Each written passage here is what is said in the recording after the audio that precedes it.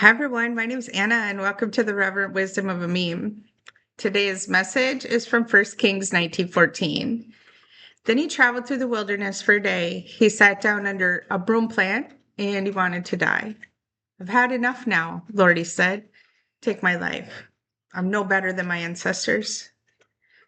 Now, this verse is speaking of the story of Elijah and Jezebel, and when Elijah ran for his life into the desert and hid under a tree and asked God to let him die. Now, if you understand the story, you know that Elijah was a powerful prophet, and his job by God was given to condemn sinful leaders and those who had turned away from God. Elijah fought against the influence of Jezebel, and many false prophets were executed in this story. And Jezebel threatened Elijah, which caused him to flee. And the story is a story of many things, but also spiritual warfare at its finest. But that story is for another day. The purpose of sharing this with you today is because Elijah fled due to his fear of Jezebel and being killed. While he was alone and exhausted, he asked God to let him die. He had lost his belief. He felt inadequate and like he had failed.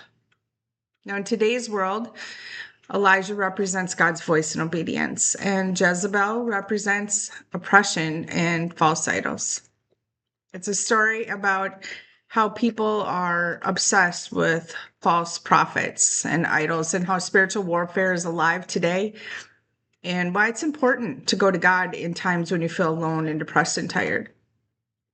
The story goes on past this request from Elijah in that when he called out to God to help him and asked him to let him die, God instead sent an angel to nourish him, and then he rested.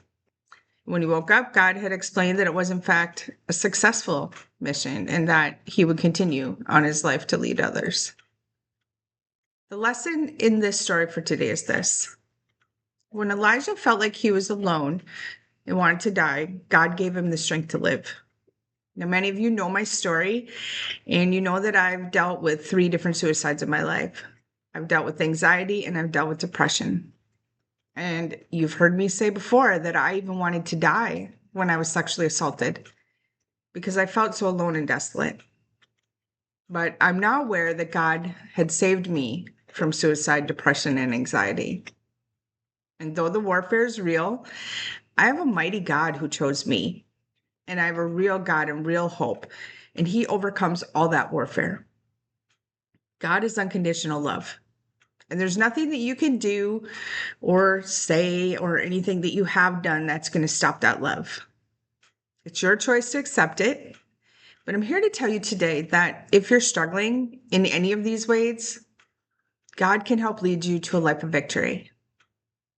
And if you are someone who's struggling with depression, anxiety, or thoughts of suicide, I would ask that you reach out or help them reach out for assistance.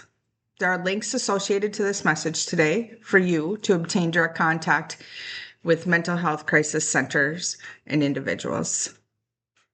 If this resonated with you, please visit my website at www.evolve1111.org. Please like and share this post.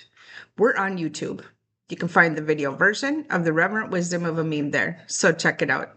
And don't forget to visit our Facebook page. Thank you for your donations to my divine mission and for helping me to keep my message alive. I'll see you next time.